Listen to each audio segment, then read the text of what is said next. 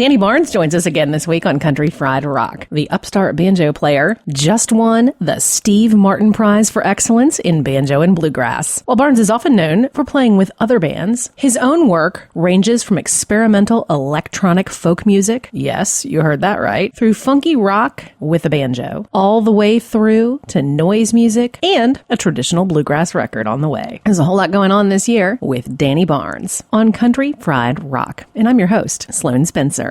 My guest today on Country Fried Rock is Danny Barnes, a Country Fried Rock alum from several years ago following his record Pizza Box. But boy, has a lot happened since. Welcome. Hey, Sloan, how you guys doing? Doing great. What an amazing, incredible year for you. Yeah, I've been kind of busy, kind of wacky. I first read about the Steve Martin Prize with the Excellence in Banjo and Bluegrass, and I thought, what an amazing thing. And that was the first that I had heard about it. Yeah, he's a pretty smart fella, and he's kind of figured out a way of, I don't know, it's pretty invigorating for artists, you know, to get a little bit of help and a little recognition. If you kind of give someone that's a creative person a little bit of help, they tend to do interesting things with it and stuff. And he's a real fan of banjo. He just likes banjos and banjo music, and seems to be pretty obsessed with it and stuff, and so him and I have a lot in common in that regard, I guess.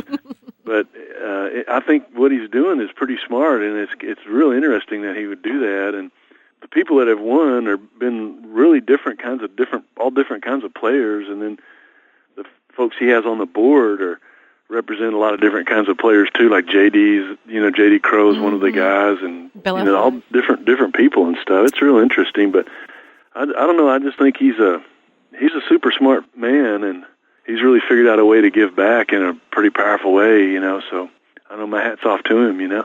It's incredible, and the prize also comes with some significant financial support. And what is that allowing you to do? Well, a lot of things. One is I've just got a lot of music that I've written that I haven't really been able to sort of commit to either tape or paper because I have to work really hard, and I do, 120 days a year, whatever, touring, so I'm out a lot, and I have to work really hard, and I put out a lot of recordings, and I work really hard because I'm pretty far underground, and so I have some projects that I've sort of haven't really been able to finish because I've been working really hard on just trying to, just keeping my business going and stuff, and so that kind of gives me a little breathing room on that. One of them is I've never really done a straight-up banjo record. Yeah. And I've been talking to some people about doing that, and I'm excited about, going to Nashville and getting some kind of straight-up A-team bluegrass player guys and just do just a straight-up banjo record, because like left to my own devices, I tend to blend like American music with like 20th century art or whatever, like composed music and noise music and things like that is what I'm interested in, and so I've never really made just a straight-up banjo record, but I've been working on that stuff since 1971, which is 43 years or whatever. So I've been working on it a long time, but I've never put any of that out. Right. So I've been working on getting that done, and I have several different things I'm working on.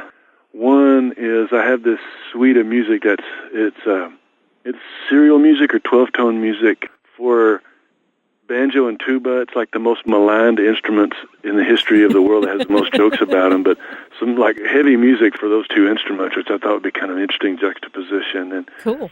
And I've been working on that. I have a couple pieces done, but I need a little bit of time, to finish it and record it and everything. And it's going to help me do that this winter, and I'm excited about that. And just things like that. I don't really know. My response to everything is just make stuff. So I don't know. It's like if I don't really have a plan B. It's just whatever happens, I just make something. I don't know, in response or whatever as an answer to or to ask a question or whatever. I just tend to make something. So I don't really know what else to do. I'm like a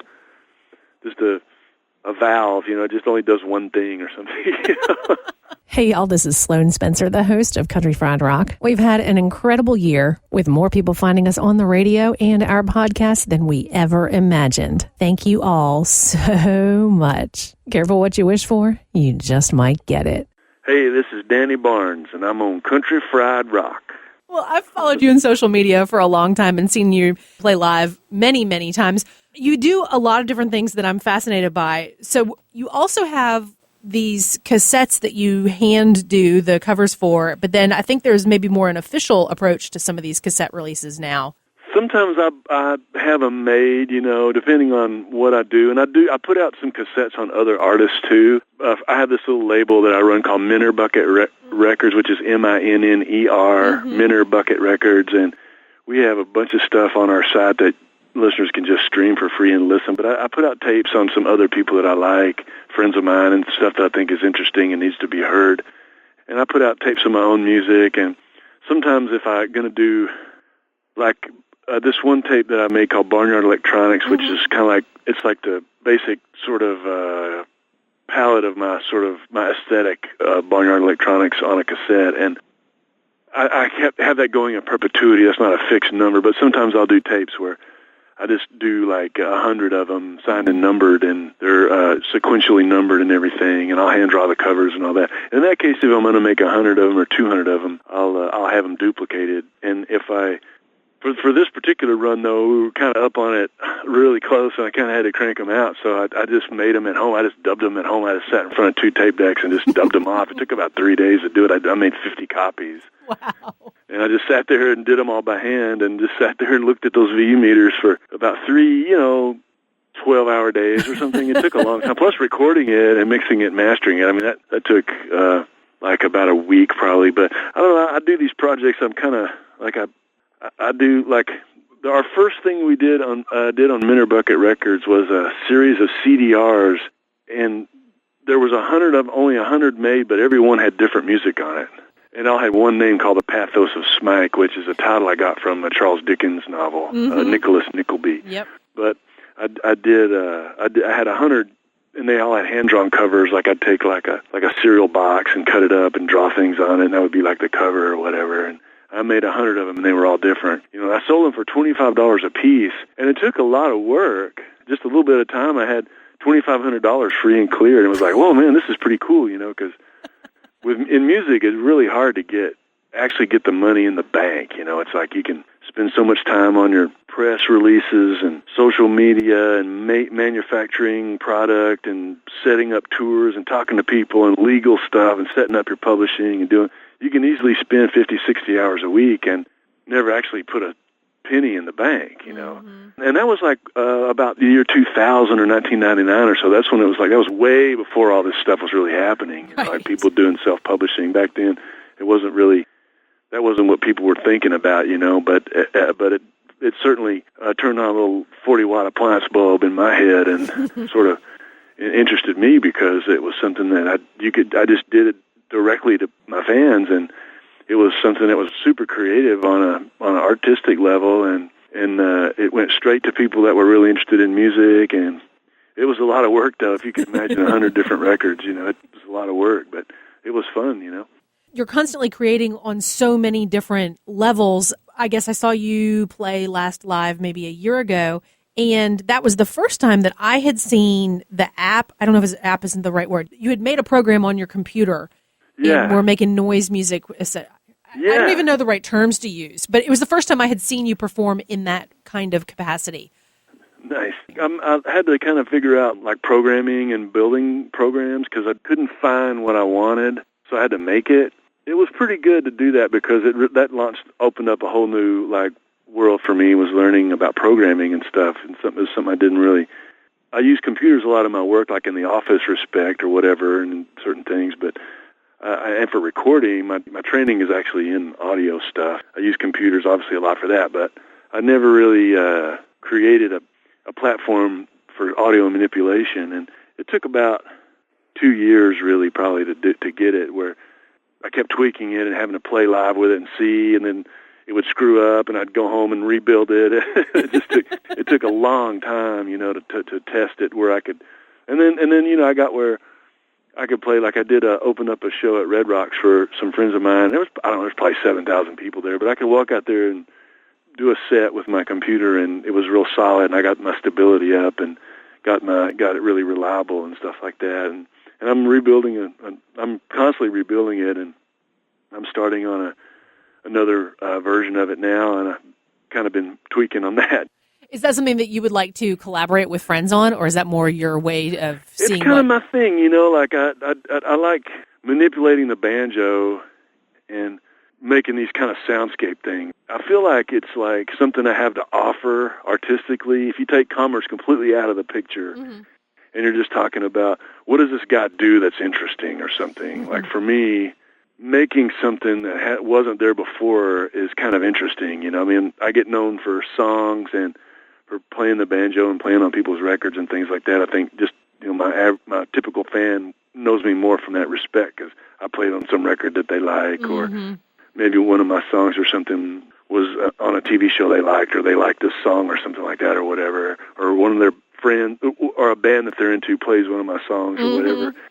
But this is like something that I feel like is kind of like my own little tableau, so to speak, to create, and things. And it's really invigorating, and it's not really for everybody because it's kind of like a hybridization of various kinds of musics. But I feel like, I'm pretty driven about it, and I really like it, and it's really creative, and it's kind of cool because, like, you can bend it and morph it sort of on the spot, kind of like the way a DJ works. You can kind of bend things in the moment, and some people think of electronics as being real static kind of thing, but the way the kind of people that I'm interested in that world and the way that I kind of set up my program is where you can bend it and morph it and make other things out of it. Like I can sort of play and grab anything that I'm doing. I can grab it. I can pitch shift it way down and make kind of a bass line out of it, or I can make it go really high and play it backwards to make sort of like a string pad thing almost, and I can turn on reverbs and delays and compressors and distortions, and then I have different kinds of samples I can play and things, and it's just kind of a fun thing, Like it's kind of a laboratory deal, but I feel like it's important because it's like if you look at Bill Monroe, say, a lot of times when musicians are inspired by Bill Monroe or something, they want to go get a tie like that, or they want to get a hat like that, or learn some of those songs and don't use drums, and do this thing kind of like that. But that's not really, like the Sufis have this thing, like don't copy someone's altruism, copy what makes them do altruistic things or something like that, And so Monroe, in context, embraced technology. And that's something people don't think about that now, but if you go back in time, he mastered the art of radio and recordings, which a lot of his contemporaries, or some of his contemporaries, were very suspicious of that, and they didn't want to be recorded. A perfect example is Ed Haley, and you've probably heard about John Hartford talking about Ed Haley, who was a great fiddler, but there's very little recordings of him because he didn't want to be recorded because he wanted you to pay him to come play, and so he makes a really valid point. In hindsight, he's the guy's like Nostradamus or something. But anyway, so I've talked to John Hartford about that too. Like in copying Bill Monroe, if you really wanted to copy Bill Monroe, you have to go make your own style of music. Hey, y'all, this is Sloan Spencer, the host of Country Fried Rock. Those of y'all who listen on our podcasts, it's a quick hit of Just the Conversation. If you want the full radio program with all the songs that we talk about, ask for it on your local radio station, joining 20 other stations across the country. Get the goods at countryfriedrock.org. Hey, this is Danny Barnes, and I got a bunch of new music out. You can go to my website at www.Minner Records, which is MINNER. And I got a new cassette called The Barnyard Space Program. There's only 50 copies made. And I got a brand new record coming out, a brand new CD coming out on Black Friday called Got Myself Together. Thank you. It's kind of a punk rock view of things. Absolutely. Because when punk rock first exploded, it was very informed by art.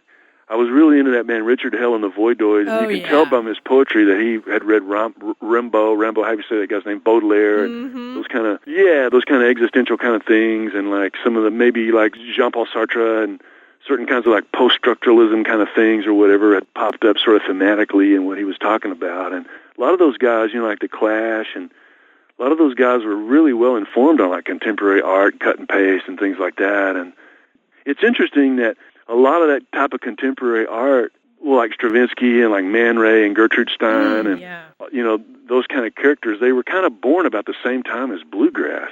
Which is kind of crazy. it's kind of interesting to me, like that all kind of came out of that same time in a way. Like, it's really interesting, kind of like that post-World War I kind of explosion of stuff. And I always found that to be interesting. Like, electronic music and bluegrass music are sort of contemporaneous, A lot of the orchestrations that, like, technically that Monroe was using and things, and Chuck Berry, too, sort of came from big band in a way. Like, some of their things was kind of reminiscent of, like, big band stuff, sort of, to me. Like the horn parts and the chop parts and sometimes the walking bass and various things like that sort of reminded me of these larger ensembles that you might have heard on the radio. The way things would switch off, like one person solos, and like it's like an old-time fiddle music, like people kind of all play at the same time, for instance. But if you listen to Chuck Berry, like, to me, a lot of his chordal movements, especially those block chords, are almost like the horn parts of like Benny Goodman records and stuff.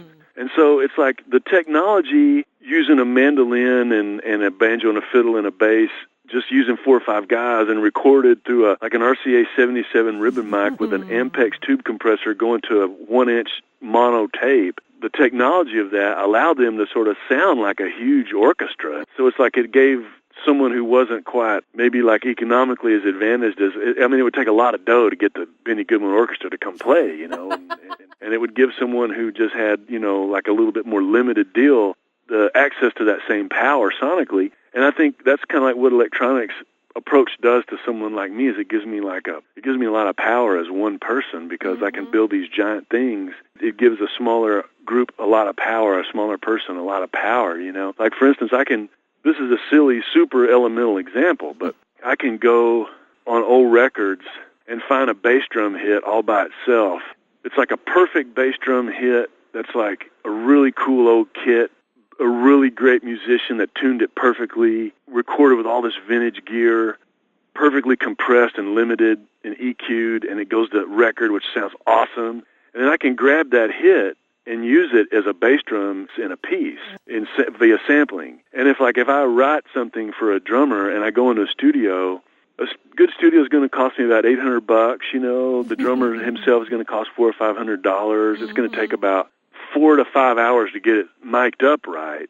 So, and I haven't even made anything. I haven't even got one thing yet, and I'm already down, $1,400, and we haven't even got a sound yet. And like that way, it allows me to work really fast, and allows me to, in terms of like the open source kind of model, it allows me to take things and make other things out of them, kind of like a Creative Commons kind of approach or whatever. It allows me to build things out of other things. And I suppose it's a bit like the bricolage technique, which it means bricklayer, but it's like, I don't really do much rock work, but like you have to use the materials at hand, and you have to like work with what you have, Like when you get to the job site, maybe there's a tree there, and that fence is going to have to kind of go around that or whatever. Yeah. You got to work with what you got, and you have limited things, but you use the materials at hand to complete the job. And so, I don't know, it's like there's a lot to it there. And I get a lot of inspiration from like just contemporary art and the way a lot of those guys were able to make things and stuff like that. It just kind of inspires me to find my own power, even though I'm just one person, and I'm a small person, and I'm kind of an underground artist. I'm like a subgenre of a subgenre, so I'm like way down there, So I have to really, any chance I get to do kind of an end run around something and have a little bit of power, I really got to make sure that I seize it, and make full use of it. So that's just kind of like what electronics allows me to do. And like building programs, you get to boss the computer around, instead of like get a DAW which is a digital audio workstation. Like you get like Pro Tools, for example. You get a copy of Pro Tools. It's going to set you back, the computer and interface and everything to run a Pro Tools rig. If you get it all new, it's going to cost you a couple of $grand or whatever, maybe more, a little less maybe. You get it used less, of course. It'd be a lot cheaper to use a Linux computer and use a Ardour or one of the open source DAWs. Would be a lot cheaper. I really think that open source stuff is like the wave of the future, whether you like it or not, But anyway, but like, you have to kind of work with what it'll have a workflow that it wants to really impose on what you're doing. You have to kind of learn. You ever notice that with a software, you kind of got to figure out, for me anyway, you got to figure out what they're wanting you to do with the data. Totally. It's not really in the manual. You kind of just got to figure it out. Like if you're trying to learn how to use Photoshop or Excel or something, like you just got to figure out what they're wanting you to do with the data. Like with building things, I use this platform called Max MSP, which is it's open source in that these real smart people put up these modules, and you can download them and then crack them open and take bits that you like or change it or whatever. You have to buy into the platform, like the language itself, the little platform is like, I think about $500 to get it. But then you can just make anything you want. And then it's open source in that you can get into things, like a copy of Word, you can't crack it open and mess with the code. Right. You got to use it kind of as it is. Some of that stuff is like slot cars, you kind of got to go around that. So that's how you're going to go, you got to go that way. You know what I mean? Or whatever. It's like set in stone. But that kind of stuff is pretty exciting from art because you can finally tell the computer what to do rather than it telling you what you got to do, I'm your host, Sloan Spencer. You can keep in touch with us on Facebook, but I really like Twitter, where we are at Country Fried Rock, ending with R-O-K. And if you want to see pictures of my shoes, my dog, and my lunch, stop by Instagram. But whatever way you like to hang out, stop by and say hey. Hey, this is Danny Barnes, and if you want to know more about my music and where I'm playing and stuff, you can look at www.dannybarnes.com. Maybe about 10 years ago, there was Get Myself Together, but now you have the new version. Well, we had this record. I put out this record. These real good friends of mine with a label called Terminus Records put out this record called Get Myself Together. And then they came about in a real tough time in the business. They started selling CDs at like a rough time, so they ended up closing the doors on the place. And so this record, it was really kind of like my last acoustic record, really. Like I pretty much after that, I sort of abandoned for various reasons, like acoustic stuff, and just all my records were much more experimental and electronic and rock-based or noise-based or whatever after that. And it sort of represented like my last like acoustic effort, so to speak. And I get a lot of fan mail about it, and people really like that record. It's really hard to find. Like, I think there was one on eBay that was selling for $72, like a CD. Yeah, they're out of print. You can't get them, and you can download it, I guess, but you can't get the stuff. They're hard to get, and I have a few. I'm going to keep mine. But anyways, so this record company down there, there's a producer, Lloyd Maines. I don't know if you know him or not, but Lloyd. I've been told that Lloyd uses that record to tune when he's going to mix an acoustic record. He like plays that record to listen to it, Cause that's it's like, amazing. We did a really good job of getting the sounds on that record. Anyway, but you can't get it, and so this label came to me and said, "Hey, it'd be really cool is if you just redid all those as you would play them now, just redo the whole record." And so that's not the kind of idea that I would come up with, because it's like I don't think like that. Like I think like, oh, well, we'll do a whole record backwards or something, is how I would think of it. Or I'll do the whole thing. I'll print it on vinyl. I'll play it over a PA and then mic the PA, and then we'll press that. Like that's the kind of stuff I come up with. We'll put all the amps in the bushes or something. But anyway, they came to me with that idea, and they were like the two people that run the label were fans of that record and wanted me to do that, and so I thought it'd be fun to do, and so I was in a situation where I had a little bit of time, and I just sat down and worked on it really hard for a couple of weeks and mixed and mastered it, and I think we got something really cool. It's interesting because I approached them really differently, because it was just me really. I was engineering myself and just kind of playing around my kitchen table, and plus I've been practicing and taking lessons and studying for 10 years, so I feel like vocally and performance-wise, my playing was a lot better. So it's interesting, and it turned out really well, and I was really excited about it. And it's pretty small. It's I really am interested in minimalism, so it's like it's pretty small. Orchestrations are small, but it turned out really well. I'm proud of it, and it comes out on Black Friday. Tour coming up in Texas, and a lot of touring next year behind that record and stuff. Is there another record also? I have a cassette that's coming out for Cassette Store Day called the Barnyard Space Program. And is that more of the electronic noise Yeah, and stuff? there's only 50 of those made. The handmade, I made those at home, and that comes out on Cassette Store Day. There's not very many copies of that, so if you want one, you better get them, because there's only 50. They're numbered 1 through 50. So it was really fun. I like doing stuff like that. I mean, it's really like, cassettes are really funny because you immediately eliminate all the people that aren't like really into music, Right. It's like the only people that pick up a tape and look at it at a merch table are like total music freaks, Like one time I played over here in Seattle, and there was a kid about 25 years old working the door.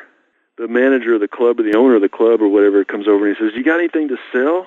And I said, "Well, I have some tapes. I had these 2 tapes or whatever, and I have a 45, And he's like, why did you make all that or something? And then right as he said that, the kid walks up and he goes, you have tapes? I'll take all your tapes. It's like the kid was like, I love tapes. I'll take all the tapes. Give me 2 or 3 copies of each tape. I'll give them to my friends. So he was like, it's like, okay, see what I mean? It's like, and I'm the kind of person where if I'm in a venue and there's somebody selling tapes, I'll buy it no matter what it is. If it's just like a sound, if a guy just recorded his blender going, I was like, I got to have that, Anyway. I picked up a really nice Tascam cassette player.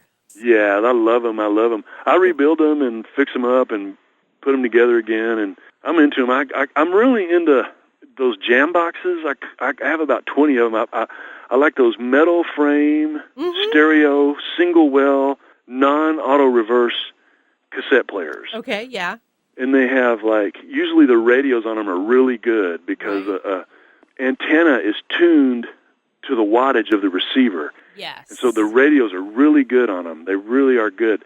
And it's like the last actually really good AM radios that were made with those jam boxes, Interesting. And they're AM, FM, but they're awesome. And I love those machines, and I constantly buy them and fix them and sell them and work on them and stuff. Cool. They're really fun to have, What I like about it is you can be listening to a tape at home, and then I can get in my van and bring my jam box, and it sounds exactly the same. And if I go over to somebody's house, I take the machine in, and it sounds the same. Instead of having a piece of music that you play at home, and then you get in your car and you listen to it, and it's a little different.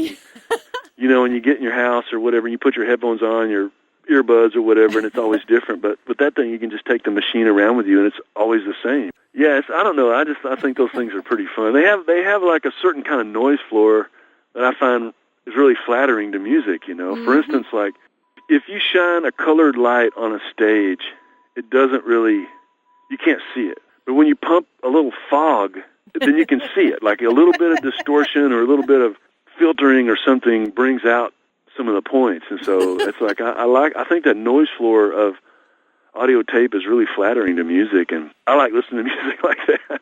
It's funny, too, because like tapes sound slightly different when you play it again. Tape speed is really slow, and there's like this inherent sort of wow and flutter that if you play something and you play it again, it's just a little bit different. Really compelled by that sort of thing, I'm not savvy enough to pick up on that, but I could pick up on it when it would start to stretch over time from vigorous rewinding. Well, it's sloughing off oxide, too, as it goes. So every time it plays, it like sloughs off some of the dust and stuff. And, it'll go over the head in a little bit different way. And it has like this inherent wow and flutter, like the thing has got this kind of cycle to the wow and flutter, which is like the inherent sort of speed differential or whatever. It's not constant. It's kind of up and down a little bit. And since that's variable, if you play it again, it does it in a little bit different place or whatever. It's hard to explain, but the speed is so slow, it's not really consistent. It's like 1 3/4 inches, I think, per second. So it's really just creeping by, I'm going to sit and play with my cassette player tonight and see if I can hear that, because I've never thought about this before, and I can't say that I have any. The guitar on Street Fighting Man, those acoustics, I think those are going into a cassette deck. I was told those were, if you listen to the guitar, it's super compressed and it's sort of distorted, but not. It's like, I think they were using like a Philips cassette deck, sort of as like a little preamp or something. Like I read that somewhere. I don't know about that, but I'm certainly going to investigate. If you go back and play, like, especially if you got it on vinyl, that's Beggar's Banquet or whatever. I do. Yeah, give that a listen. If I'm not mistaken, they ran that through a cassette deck or whatever. There's like this cool, like, kind of overall compression and stuff. It's pretty flat. It's flattering to music. I mean, that kind of stuff is flattering. Danny Barnes, thank you so much for checking back in with us at Country Fried Rock. No problem. Thanks for playing my records, and thanks for asking me about it. CountryFriedRock.org. Copyright 2015. All rights reserved. Our 2015 bed music is from Drivin' and Cryin's debut album, Scarred But Smarter. Got a great band you want to hear on Country Fried Rock? The best thing to do is tweet us at Country Fried Rock. That's Country Fried, ROK. You can subscribe to our weekly podcast on iTunes. Just search Country Fried Rock. Country Fried Rock radio programs are distributed to public radio through the Public Radio Exchange, prx.org. Our Country Fried Rock stinger is from Steve Soto and the Twisted Hearts. Ever he been helping us some Country Fried Rock.